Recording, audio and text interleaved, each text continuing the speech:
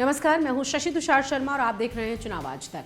बुधवार को प्रधानमंत्री नरेंद्र मोदी एक बार फिर से बंगाल में थे। उन्होंने कोलकाता में देश की पहली अंडर वाटर मेट्रो रेल की शुरुआत की है और फिर बारासात में एक रैली को संबोधित किया है। 6 दिन के अंदर बंगाल में मोदी की ये तीसरी रैली थी। बारासात की रैली में प्रधानमंत्री संदेश खाली की पीड़ित महिलाओं के साथ मुलाकात करते हुए नजर आए। अपने भाषण में उन्होंने सूबे की ममता बनर्जी सरकार पर जमकर हमले किए हैं। मोदी ने दावा यह किया कि 2024 के लोकसभा चुनाव में बंगाल भगवा में रहेगा और मुसलमान महिलाएं भी बीजेपी को वोट देंगी। लेकिन सवाल यही है, बंगाल के मन में आखिर है क्या? बंगाली भद्रलोक में दिलों में मोदी कितने बसे हुए हैं? पिछले कुछ चुनावों के नतीजे और बीजेपी के वोट शेयर का विश्लेषण करके हम इन तमाम सवालों के जवाब ढूंढने की कोशिश करेंगे। लेकिन उससे पहले आप हमारे चैनल को लाइक और सब्सक्राइब करना बिल्कुल ना भूलें। बंगाल की राजनीति पिछले 5 दशक से अलग ही रही है। नक्सलबाड़ी आंदोलन और 1977 में सीपीएम लेफ्ट फ्रंट की सत्ता संभालने के बाद बंगाल वामपंथियों का किला बन गया था। 90 के दशक में यह अनुमान लगाना भी मुश्किल था कि 2 दशक के बाद वामपंथी दल पश्चिम बंगाल में अस्तित्व की लड़ाई लड़ते हुए नजर आएंगे। कांग्रेस विपक्ष के तौर पर बैकफुट पर थी। कांग्रेस से अलग होकर ममता बनर्जी ने विपक्ष की कमान संभाली और 2011 में टीएमसी ने पश्चिम बंगाल की सत्ता पर कब्जा कर लिया। इसके बाद इस पूर्वी राज्य की सियासत पूरी तरह से बदल गई। ममता बनर्जी के तीसरे कार्यकाल तक बीजेपी के वामपंथी दलों और कांग्रेस के स्पेस पर कब्जा कर लिया गया और मुख्य विपक्षी दल बन गई। 42 लोकसभा सीटों वाले पश्चिम बंगाल में बीजेपी बड़ी जीत की तैयारी कर रही है। पीएम नरेंद्र मोदी लगातार पश्चिम बंगाल का दौरा कर रहे हैं। 2019 के लोकसभा चुनाव के दौरान पीएम नरेंद्र मोदी ने 17 बार बंगाल की यात्रा की थी।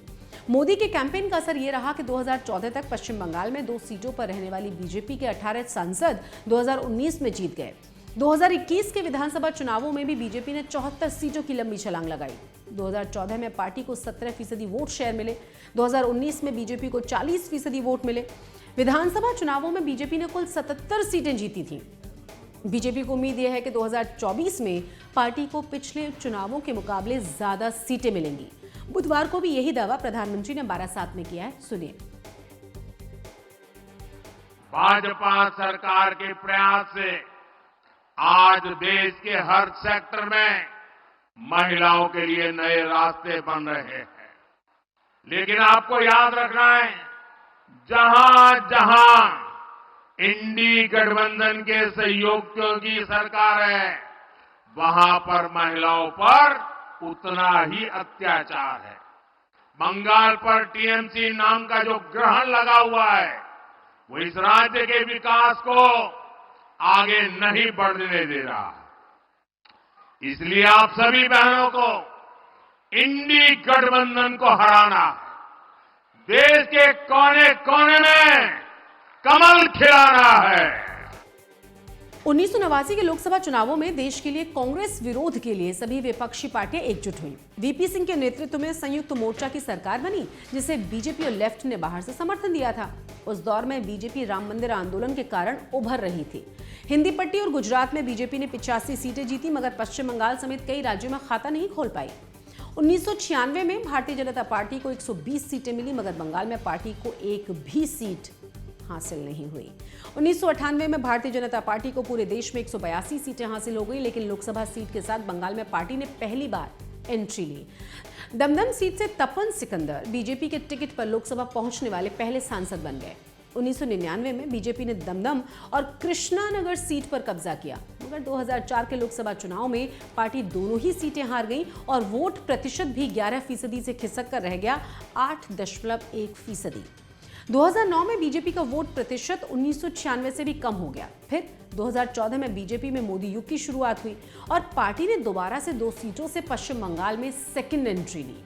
2019 में चमत्कार करते हुए 18 लोकसभा सीटें और 40.6% वोट हासिल किए गए।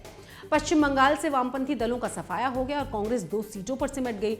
इस जीत ने बंगाल में टीएमसी की सत्ता को चुनौती दे डाली। फिलहाल जो बंगाल की सियासी हालात हैं, उसमें टीएमसी और बीजेपी के बीच ही मुख्य मुकाबला माना जा रहा है। तीसरी पार्टी जरूर कांग्रेस है, लेकिन उसकी हैसियत इतनी ही है कि ममता बनर्जी ने उसके साथ गठबंधन करना भी गवारा नहीं समझा। और यही कारण है कि बंगाल की रैलियों में मोदी के निशाने पर ममता बनर्जी ही होती हैं। सुनिए उनका एक और बयान। संदेश थाली में जो कुछ भी हुआ, उससे किसी का भी सिर शर्म से झुक जाएगा। लेकिन यहां की टीएमसी सरकार को आपके दुख से कोई फर्क नहीं पड़ता। टीएमसी सरकार बंगाल की महिलाओं के गुनहगार को बचाने के लिए पूरी शक्ति लगा रही है। 2022 के विधानसभा चुनावों में भी बीजेपी ने 74 सीटों की लंबी छलांग लगाई। 1952 से 2011 तक भारतीय जनता पार्टी का पश्चिम बंगाल विधानसभा में कोई नुमाइंदा नहीं था। 2016 में 3 विधायक जीते। अमित शाह की रणनीति और नरेंद्र मोदी की कैंपेन का असर रहा कि 5 साल के भीतर बीजेपी बंगाल में मुख्य विपक्षी दल बन गई। विधानसभा चुनाव के रिकॉर्ड्स के मुताबिक बीजेपी के वोट प्रतिशत में 28% का इजाफा हुआ। 2016 में 10.16% वोट हासिल करने वाली भारतीय जनता पार्टी 2022 में 38.15% प्राप्त कर चुकी थी। इस चुनाव में भारतीय जनता पार्टी ने टीएमसी को कड़ी टक्कर दी। बंगाल में बीजेपी के पास नेतृत्व का कोई चेहरा नहीं था। 2014 के बाद से बंगाल में सभी चुनाव नरेंद्र मोदी के चेहरे पर ही लड़े गए। 2024 के लिए भी बीजेपी नरेंद्र मोदी के चेहरे और केंद्र सरकार के कामों के आधार पर ही वोट मांग रही है। 370 सीटों के आंकड़े तक पहुंचने के लिए बीजेपी को बंगाल में पहले से ज्यादा सीटें जीतनी होंगी। और अब देखना यह है कि बंगाल की जनता मोदी के प्रति कितनी ममता दिखाती है। नमस्कार।